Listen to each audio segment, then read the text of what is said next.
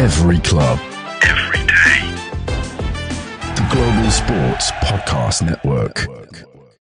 Hello, everybody, and welcome to the Daily Chelsea Podcast. Just myself today, but of course, keep up with us for all our hosts who will be here this week. And as much as we'll have a lot of content coming this week, going to be a bit of a tough one for Chelsea fans, obviously. And what we're doing today is just a quick rundown of the City game. We'll have a very full match review out tomorrow. But this was a tough one, wasn't it, Chelsea fans? This was, considering how we started that game, that was incredibly tough. So, yeah, that's what we'll be doing today. We'll go over the City game. We'll go over the actual game itself. And of course, we'll touch on the talking points.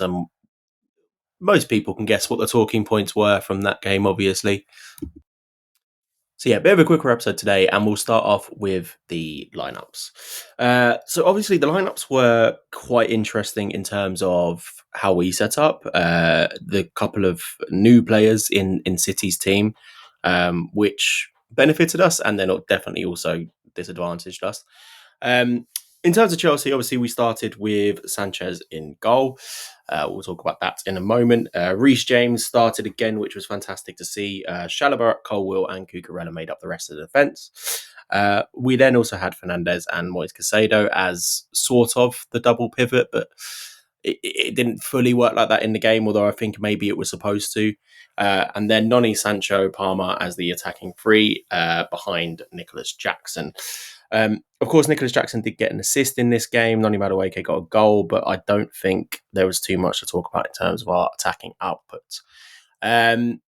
Let's start with the goal then, because typically with Chelsea, you can't always start with the goal being one of the very first things. But the new centre back for City, someone we were apparently also looking at, Kusanov. He obviously made quite a big mistake. A couple of mistakes, really. It was not the best game for him. Of course, he sort of tried to head the ball in a challenge with Jackson, and then repositioned himself and completely lost that, and then had the decision to try and head it back to the keeper, even though he must have been aware that Nicholas Jackson was on his tail. It was very weird that he didn't just clear the ball out. However, we took advantage of that, and Noni got the goal in the end. And I think that point when City was so shaken, especially when one of their defenders was so shaken, that is when Chelsea should have gone in for the. We should have gone for the neck. We should have been trying to get 2, 3, 4-0 up not inside that first half, but really inside the first 20 minutes. We should have been absolutely hammering them, because every time the ball went back inside those first 10 minutes to either Kusanov or even Akanji, it looked so shaky. And the way they were holding their line just wasn't working in the slightest. And the fact that we didn't go for their neck at that point and try and absolutely destroy the game, that's what led us to lose. That's what led us to lose in the end. And I don't think from that point we were heading for a draw. Even the fact that we weren't really going in at them meant that we were not a team who were going there to win. Even I don't think what the worst thing is it reminded me a little bit of that performance that we had under Antonio Conte a few years ago, and I think that's what's going to irk Chelsea fans so much after that game. There are some other things that obviously will annoy Chelsea fans. Even like Cole Palmer talking to Pep Guardiola. But that performance where it almost felt like we were sitting back, and it's not as if we were sitting back the entire game. We weren't just stuck in a half. We were trying to attack, but we had no velocity to our team. And that's what used to happen. A few months ago, we got the ball and we ripped teams wide open. We just ripped them wide open. That happened for quite a few games. It's when we had our best run. And we don't really seem to be doing that anymore. I don't know if that's down to a particular player. I don't know if that's down to. I don't know if it's maybe because the manager was saying, "Oh, we're not title contenders," even though we were firmly up there. There's something has happened with our motives to win these games, and we are playing different because of it. And I think that comes probably directly from the manager. But then he can only do so much. And I think obviously the next talking point we need to go on to is Robert Sanchez. So we're going to have a very, very quick break, and then we'll be back to discuss the whole Robert Sanchez situation. Do you have a story to tell that the world needs to hear? Have you struggled with reaching new audiences who are engaged with your story? It might be time for you to start a podcast. Let me tell you about a platform we use here at Global Sports Podcast Network. Zencastr makes it easy to start a high-quality podcast built for growth from day one. With 4K video recording from your phone and AI editing that automatically removes ums, ahs, nos, and 22 other speech patterns, Zencastr makes it super easy to start a podcast that sounds great. Ready to tell your story? Check out the link in the show description to learn more about Zencastr. And we are back on the Daily Chelsea podcast. Yes, sorry for an ad break at you so quickly, but we are doing a bit of a short episode today. But of course, stay tuned to Daily Chelsea because we have a ton of content coming out this week as we come off the back of the City game and we head into the West Ham game, who at time of recording I think are losing 1-0 at this point, which maybe means they probably want a little bit of revenge against us. Let's see. But back to the City game. Chelsea were doing okay. I wouldn't say we were in control, but in terms of that game, we definitely fell off a bit. And I think a lot of this comes down to confidence. And as much as I can say, oh, we sat back and we weren't playing with the game, we weren't playing with the velocity that Chelsea should have been. When you have a goalkeeper like Robert Sanchez playing behind you, when that is your first defense to keep any ball out of the net is the goalkeeper, no matter what. That is your first defense. If you do not have confidence in that player, then you are literally falling apart from the start. You are falling apart from the bottom of your team upwards. Even if you read it as a lineup, you are falling apart from the start. And it is just the one situation which has plagued Chelsea for so long. We had Thibaut Courtois. Even some fans didn't like Thibaut Courtois. I think, towards the end, we all sort of knew that he would be leaving Chelsea at some point. I don't think he ever really had his heart with us, or as much as he, celebrated with us. And then we had Mendy, who was not better than Courtois, but obviously one of our better keepers over the last few years. But this is still an issue we've not sorted out. It has to be.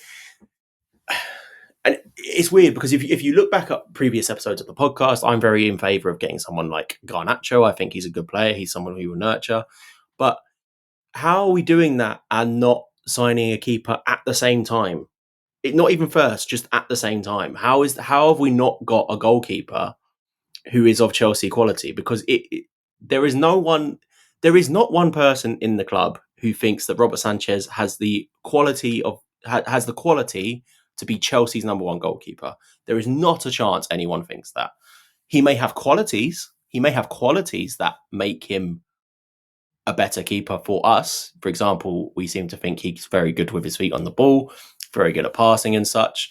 He is decent on the ball with his feet. He's not too bad when the ball is at his feet. His passing, if that is the reason for some reason we're keeping him in the team, he still needs to go.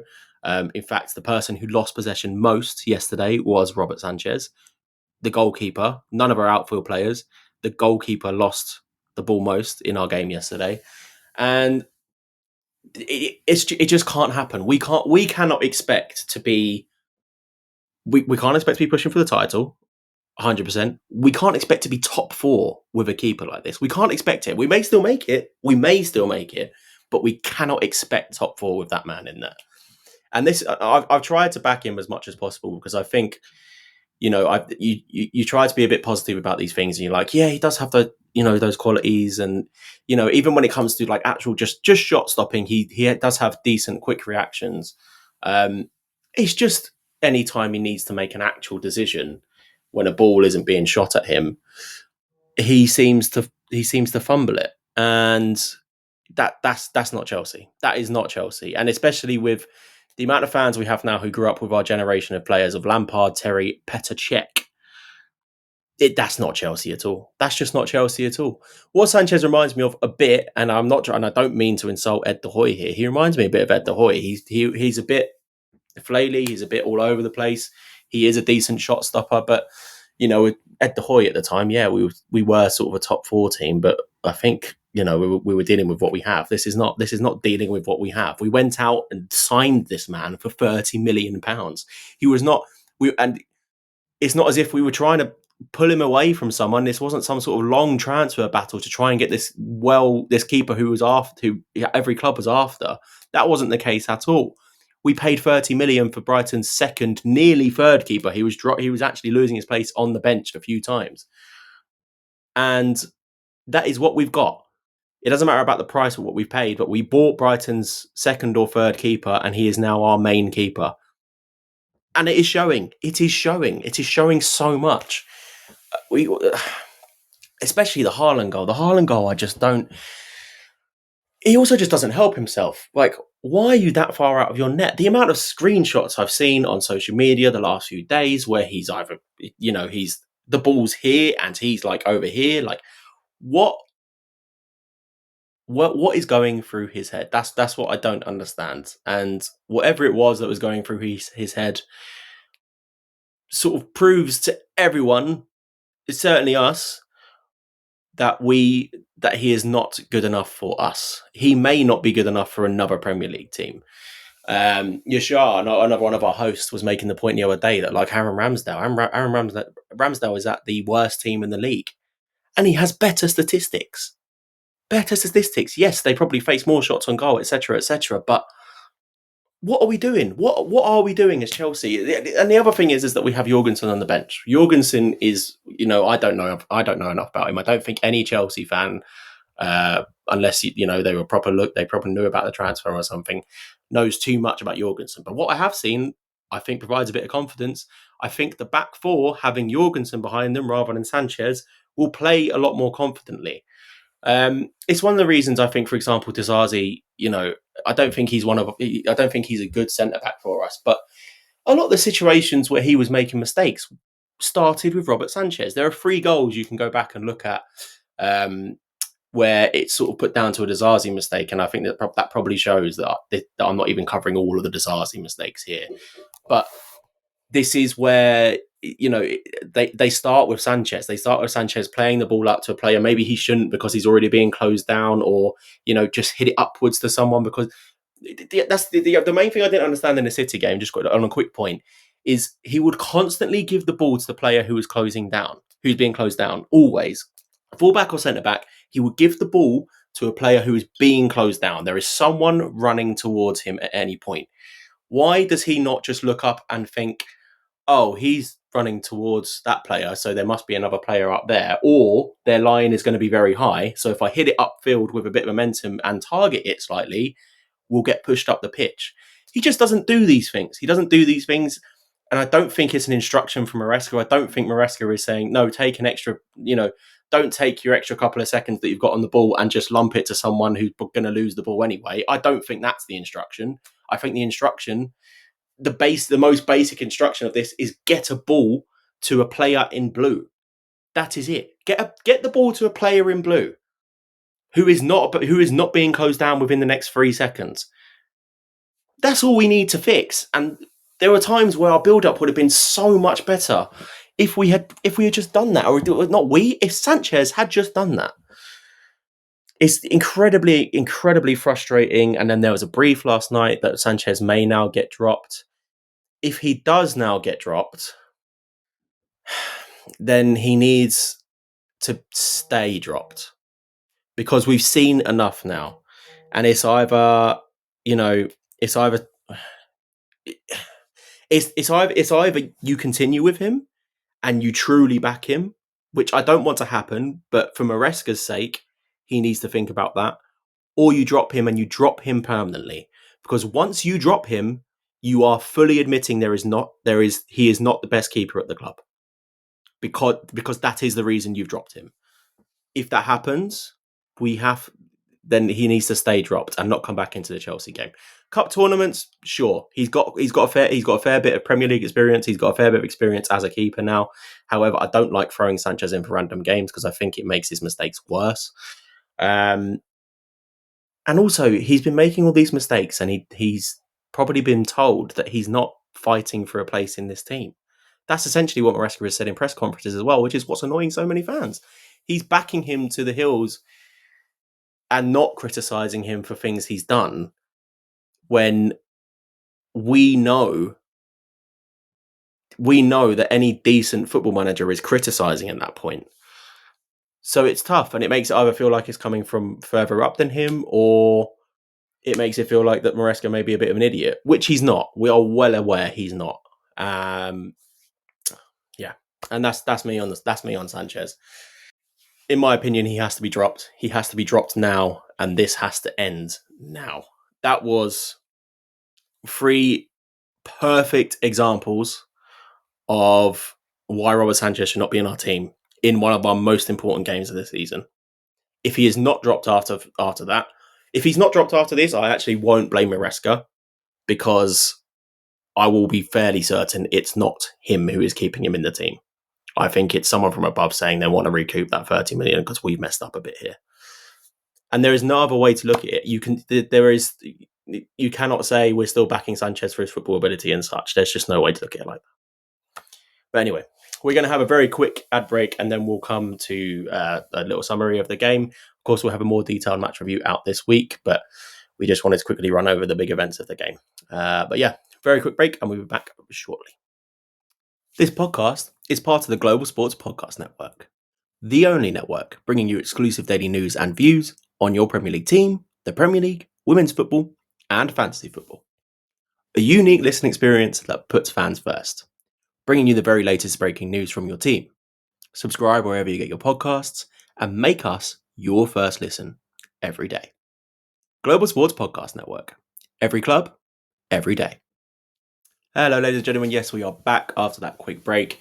We're just doing a quick discussion on the Chelsea vs City game with a full match review to come later this week, as there is a lot to discuss from that. And obviously, we've just gone over the Robert Sanchez scenario, conundrum, whatever you want to call it.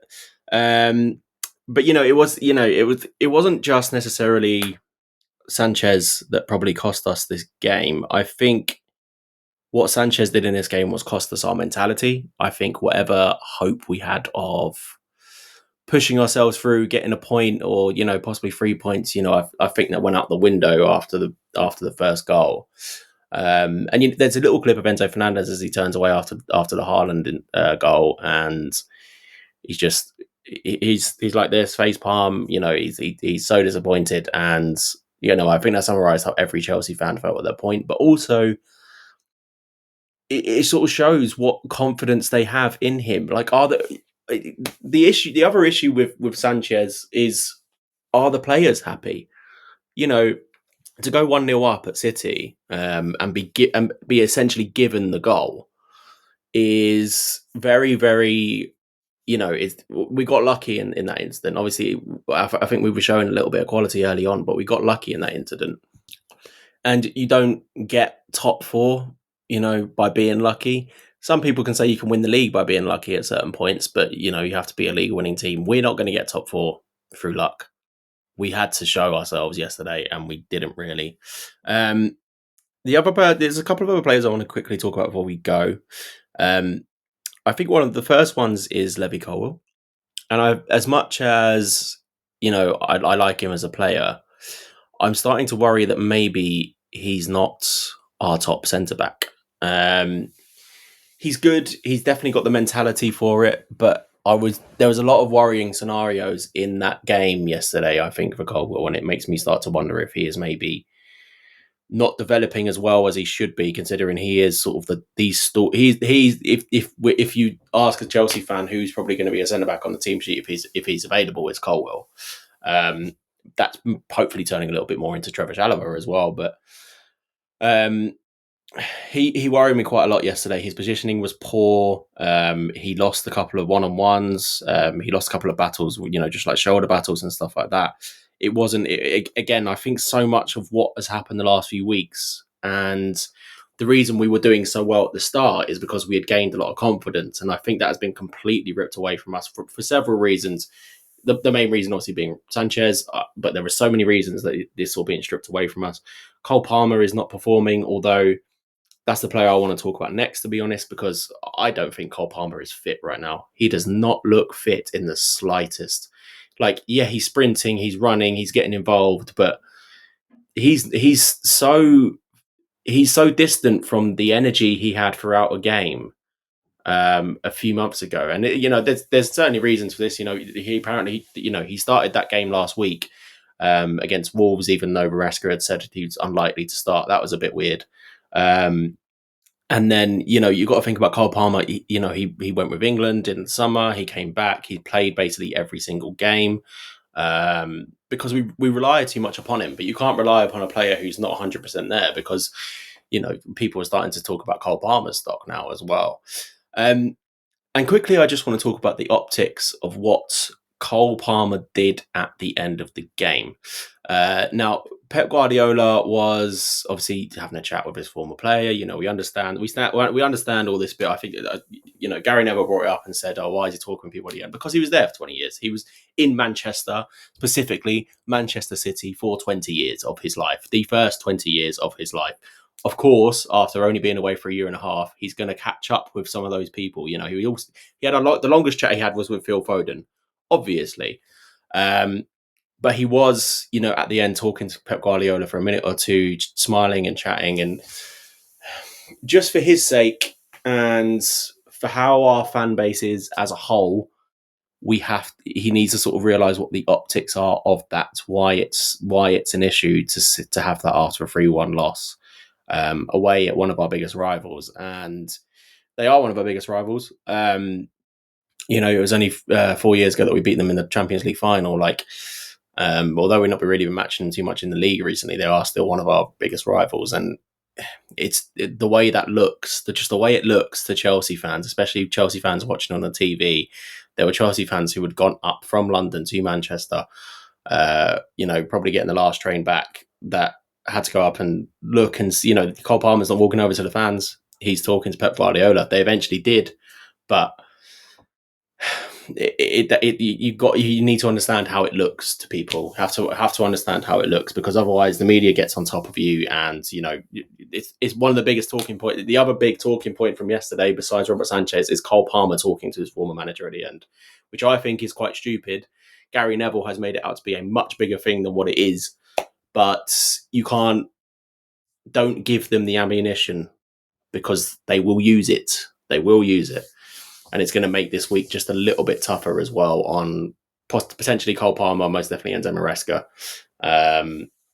And the fans are starting to get a bit fed up again. The next game that we have is a London derby, and it is one of the biggest London derbies that we have. It's against West Ham. We have definitely to and fro with them over the years, since the Lampard days. And they are going to be well up for that. And, possibly that they will be coming into that needing a win, or very much needing a win to push themselves up the table. We have to be aware of that, and we cannot go into that game with no confidence. We have to go into that game not only expecting to win it, we have to go into that game expecting to destroy West Ham. We have to go into that game expecting to destroy West Ham. There is too much around it. Graham Potter coming back, all this sort of. There's too much around it for us to not walk into that game and absolutely smash them. We have to show what we are at the moment. We have to show, or not what we are, we have to show what we can do. We have to. And it'll be tough. But, over the next week, we're going to hopefully see signs that we'll be getting back there. I think the first thing, hopefully, will be that Robert Sanchez is dropped. We really, really have to hope that. Guys, thank you so much for listening today. It's been a fantastic podcast. Not a fantastic result to talk about, but hey ho, it's Chelsea and we move on. We will be here with you throughout the week. We'll have a longer match review coming out, discussing a lot more detail about this game within the next day or so. Plus, we'll be talking throughout the week.